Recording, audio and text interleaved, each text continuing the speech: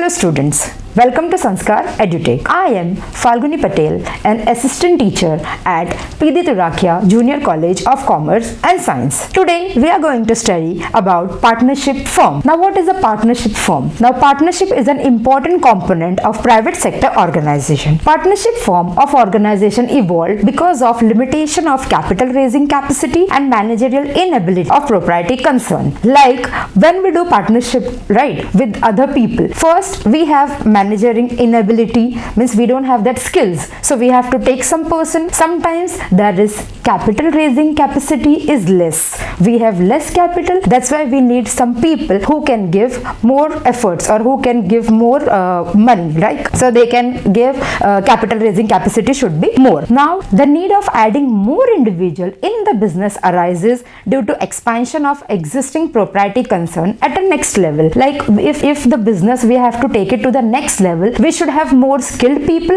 or else we should have proper capital raising capacity. Now we can go with the meaning. Now what is the meaning of partnership firm? First, meaning the business organization owned and managed by more than one person, where all the partners share in profits and losses of the business as well as the liability, is known as the partnership business. Like all the people, whoever is involved, like minimum 2 partners and maximum there is 50 partners. All the partners do share the profits as well as losses in the partnership firm. Next we are going to go with the definition. Partnership is the relation between person who have agreed to share profits of the business carried on by all or any of them acting for all. This is written under the Indian Partnership Act, which defines the partnership as this. Now we are going to start with the features. Now first, the feature of partnership is, first feature is agreement. Now what is agreement?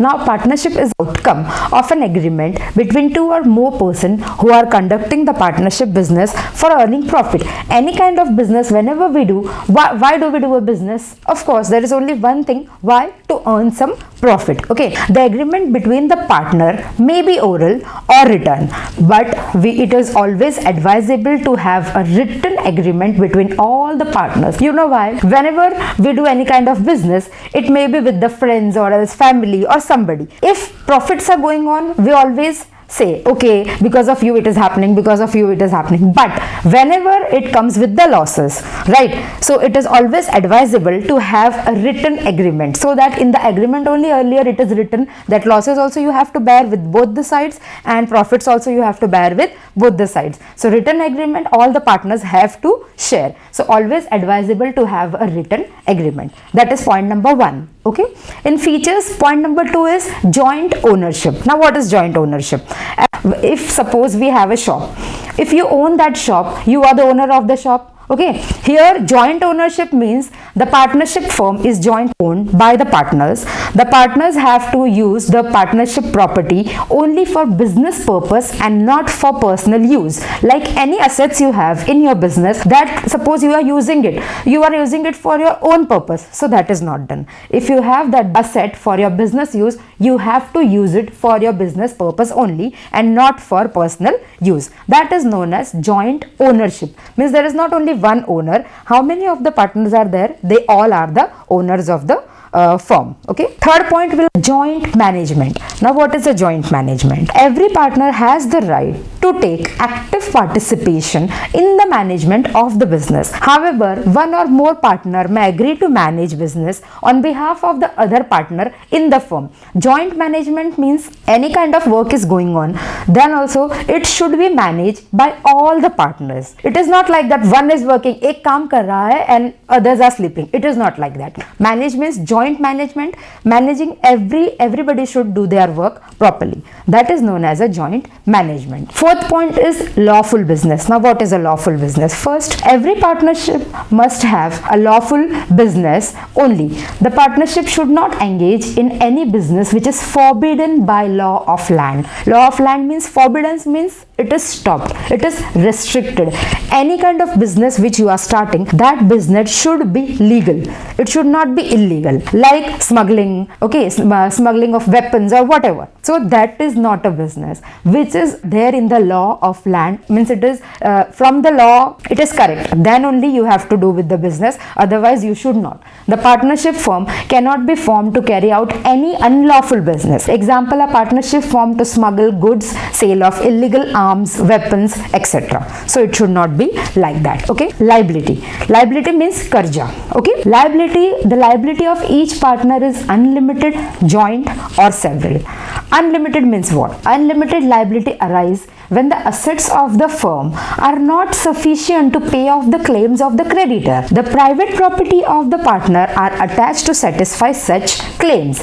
Means unlimited liability means बहुत सारा कर्जा. तो कभी ऐसा होता है like you have to pay, okay, so if you have to pay and the assets are not capable, उतना assets बेचने के बाद भी, business का assets बेचने के बाद भी अगर आपका कर्जा कवर अप नहीं हो रहा है, तो the next thing is partners have to take their own asset also. उनका खुद का जो property है वो भी उनको बेचकर वो पैसा clear करना है. That is known as unlimited liability. Second is joint liability. Now joint liability indicates that each and every partner is jointly liable with their partner for the debt of the firm, whether incurred by himself or other partner as agent of the firm. Joint liability means both the partners, means all the partners, whoever are there, they all are liable for the losses of the business. That is known as a joint liability. Third, we can go for several liability. Now what is several liability? Several liability indicate that each and every partner is individually and separately liable